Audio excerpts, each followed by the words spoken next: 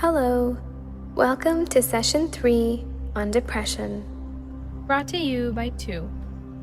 Before we proceed further, it's important to note that this series is going to talk a lot about depression, suicide, self-harm, and other related mental health issues that may act as triggers. Kindly continue at your own discretion. We would highly recommend to pause and re-listen at any point to get more clarity or re-listen to the entire session. Robin Williams, Bordy Stevens. What's common with them other than being famous comedians? Or Anthony Bourdain, Chester Bennington, Lee Thompson Young, Alexander McQueen, Kate Spade, Kushal Punjabi, Sushant Singh Rajput, Avicii, Amy Winehouse, Heath Ledger. What's common with them other than being famous? They all died by suicide due to depression. Yes, you heard that right. These are just some very famous names. But there are many people living among us who die by suicide. So how can we help them? In today's session, we will be learning about suicide, its signs, and how to manage it. From our earlier learning, we've understood that suicide does not discriminate. Anyone of any race, gender, age, or socioeconomic status may feel suicidal at any point in their lives. Even someone who seems to be happy or to have it all can be vulnerable to suicide. Talking about suicide can be a scary subject. Many people assume that if you ask someone they have suicidal thoughts, that you can put ideas in their head. This is a myth, and mental health professionals encourage people to ask important questions and gather facts to help someone who is depressed or feels hopeless. It'll help them get the right help and save a life.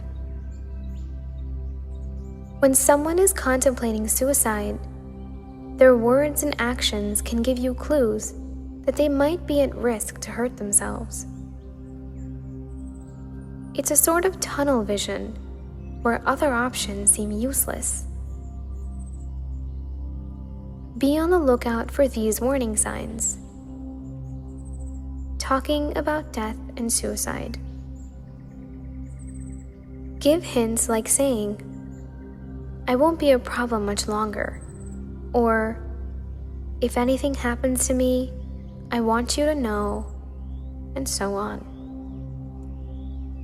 Become suddenly cheerful after a period of depression. Seeking access or researching the topic. Threatening to kill oneself. Withdrawing from family and friends. Expressing hopelessness by telling friends or family members that they'd be better off without me. Drinking more alcohol or using more drugs. Giving away possessions. Saying goodbye.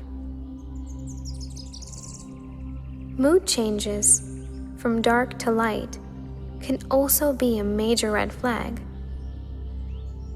It seems counterintuitive, but once a person makes a decision or formulates a plan to end their life, they may feel relieved.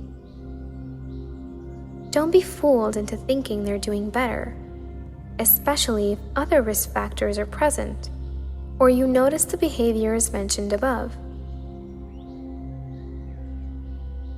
Imagine the following scenario.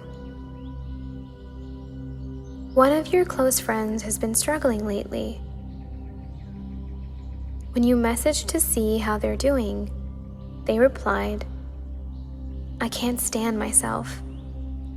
I spend all day thinking about the mistakes I've made. The world would be better off without me. At least I won't feel so terrible anymore."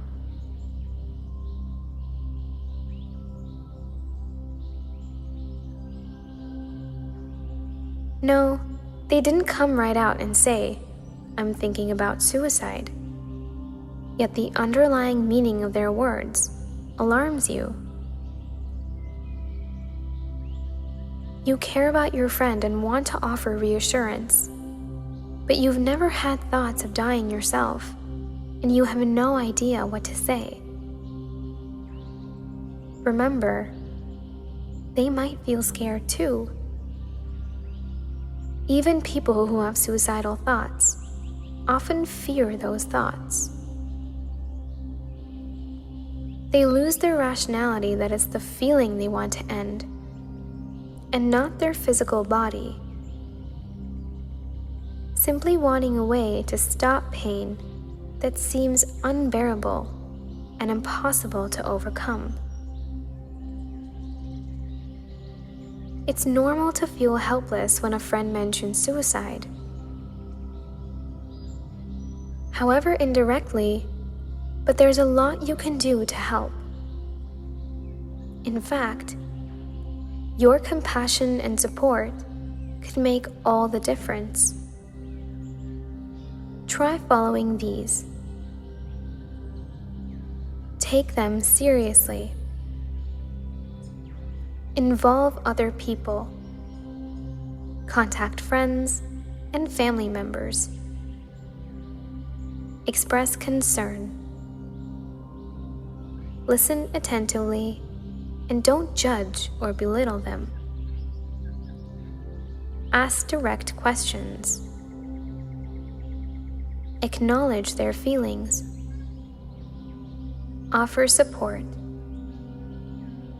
Don't promise confidentiality. Don't leave them alone. Take them to the nearest emergency room, contact a mental health professional, or call an emergency helpline immediately. Keep possibly harmful objects hidden. Prepare for hospitalization if the healthcare provider advises. The more people are willing to talk with a friend or family member about suicidal thoughts, the more likely they are to help someone take positive steps towards healing and saving a life. Thank you for joining in today, and tune in to our next session where we talk about depression in different population groups.